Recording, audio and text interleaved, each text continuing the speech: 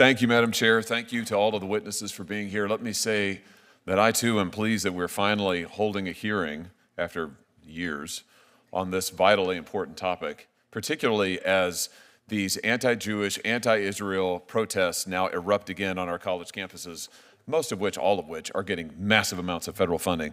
Mr. Rockland, is that how I say your name, by the way? Is it Rockland?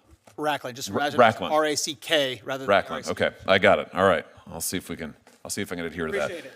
Let me just ask you, I just want to make sure that I heard you in response. I think it was to Senator Welch. Did you say that you're not in favor of canceling visas for foreign students who commit unlawful acts against Jewish students? I said at this time, Nexus does not have a position on that, the organization I work for. And then I went on to describe how in the national strategy, it doesn't talk about that, doesn't recommend that, and that was done in consultation with 1,000 leaders across the board and was supported by the ADL, AJC, JFNA, J Street, all of us. So you don't think that's not a good idea? I mean, why would we permit a foreign student who's here on a student visa who commits an act of violence, an unlawful act against a Jewish student?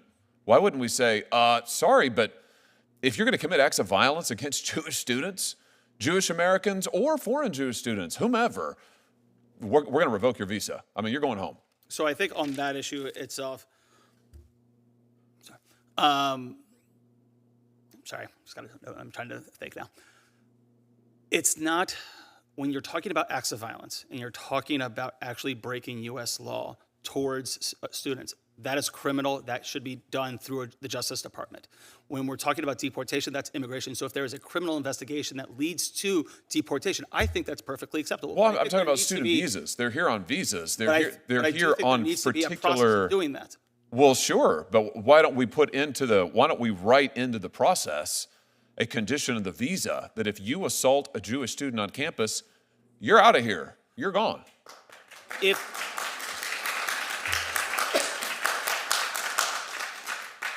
If it was written in the statute and if it was broad enough to be not just be for Jews, but for all people that have experienced discrimination, regardless of who they are, I think that we should look at that. But I think until that is in law, what I'm basing this on is what the current statute says and what currently is being done.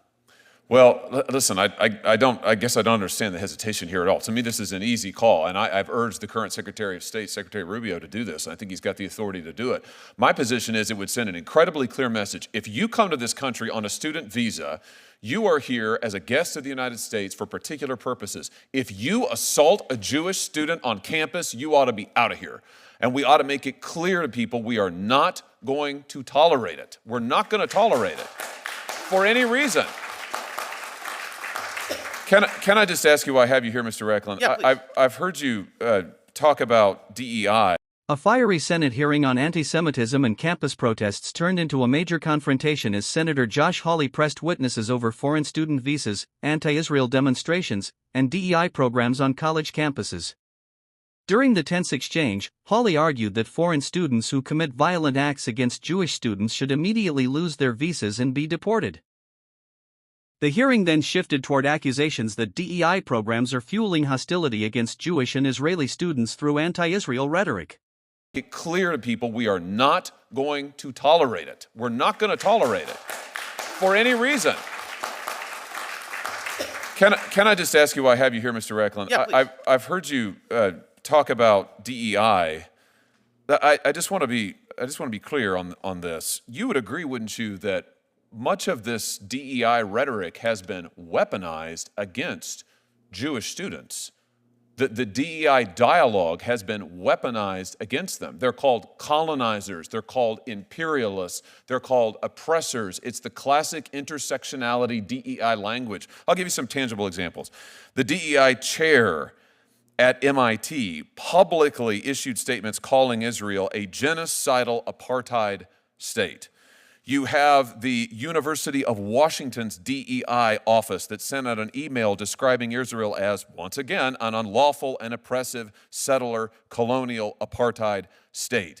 The DEI program coordinator at Rutgers said to Jewish students, F you colonizer, F you Zionists. I mean, my point is, isn't it time to speak some truth to power here to these people and to say that Israel is not a colonizer state. It is not an apartheid state. Jewish students are not colonizers, and this kind of rhetoric shouldn't be weaponized against them. You'd agree with that, surely. I would say that it's wrong to blame Jewish students for the actions of the state of Israel in any way, shape, or form. And it's wrong to call the state of Israel a colonial apartheid state. I would say that Israel right now, a number of different human rights organizations talk about them in that sense. Personally, I don't see Israel that way. I've been there many times. I have family that live there. I've been to the West Bank. I've enjoyed it. However, there are considerable issues regarding the occupation that need to be addressed, and inadequacies between how Palestinians live in the West Bank versus how Palestinian Israelis live in. My time, I'm only interrupting you because my time has almost please. expired, and the chairwoman is being extremely strict on the time.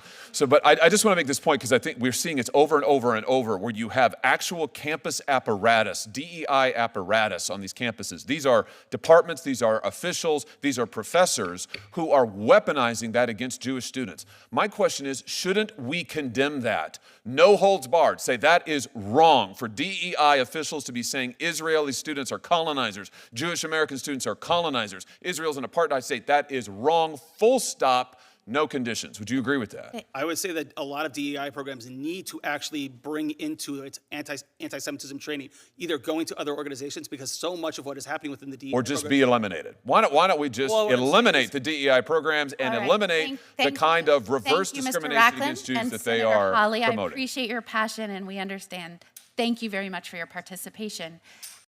Please, don't forget to like, comment, and hit the subscribers button for more political updates.